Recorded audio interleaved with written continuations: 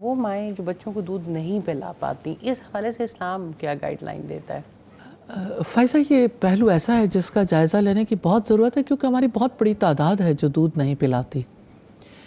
تو پہلی بات تو یہ ہے کہ کیا اسلام اس کی گنجائش دیتا ہے کہ کوئی دودھ نہ پلائے،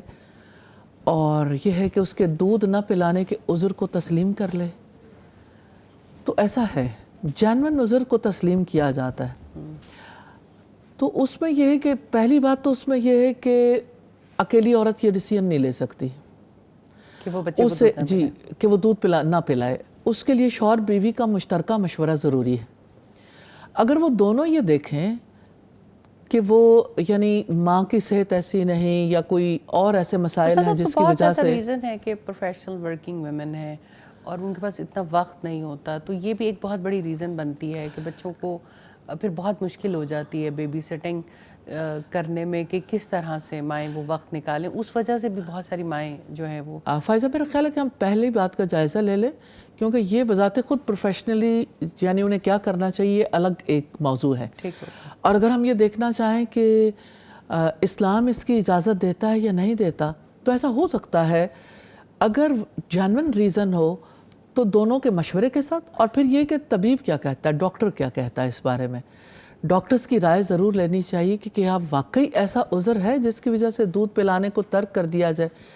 دوسری بات یہ ہے کہ آپ نے جو بات کہی کہ یعنی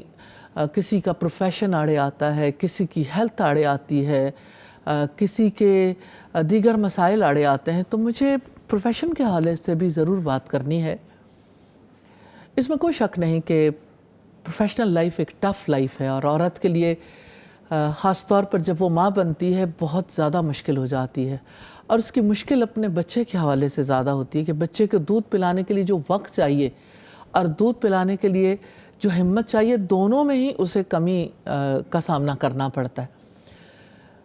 آج دنیا میں ایسی بہت ساری آلٹرنیٹ صورتیں موجود ہیں، پھر بھی وہ دودھ پلا سکتی ہے۔ یعنی الیکٹرانک پمپس ایسے مل جاتے ہیں جس کی وجہ سے وہ دودھ کو نکال کے ذخیرہ کر سکتی ہے، یعنی اس کے لیے باقاعدہ طور پر اسے سیفلی رکھا بھی جا سکتا ہے، اور یہ ہے کہ پھر اس رائٹ ٹیمپریچر پر بچے کو دیا بھی جا سکتا ہے۔ تو اس میں اہل خاندان کی ہیلپ کی ضرورت ہوتی ہے، یعنی فیملی میں پھر اور لوگ ہیلپ کرنے والے ہوں۔ اور ایسا بھی ہو سکتا ہے کہ یعنی بچہ اگر ماں کے ساتھ ہی ہے، کتنے ہی ادارے ایسے ہیں جہاں پہ بچوں کے لیے سہولت موجود ہوتی ہے، یعنی کڈز کارنر ہے یا کوئی اور ایسا سلسلہ ہے، تو اس میں ایسا ہو سکتا ہے کہ یعنی بچے کی ماں کو اگر وقت مل جائے فیڈ کروانے کے لیے، اور وقت دینا چاہیے، تو اس کو جو ہے وہ فیڈ کروانے کا موقع دیا جائے۔ اور اگر ایسا کسی پروفیشنل پلیس میں ممکن نہیں ہے تو پھر گھر میں ایسا ہو سکتا ہے۔ یعنی یہ کوئی ریزن نہیں ہے کہ کسی پروفیشن کی وجہ سے ماں کو بچے کو دودھ نہیں پلانا چاہیے، کیونکہ موسوعہ الفقیہ میں علماء کی آراء اس بارے میں ہمیں ملتی ہیں کہ یعنی جب بچے کو دودھ پلانا واجب ہے تو واجب کو کسی ریزن سے ہی ترک کیا جائے گا نا،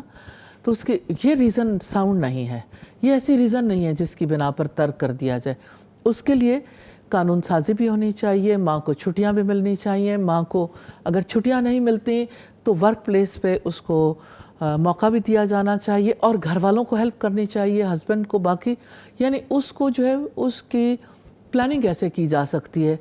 کہ بچے کا دودھ چھڑوانا جو ہے وہ اس نوبت تک نہ پہنچ جائے۔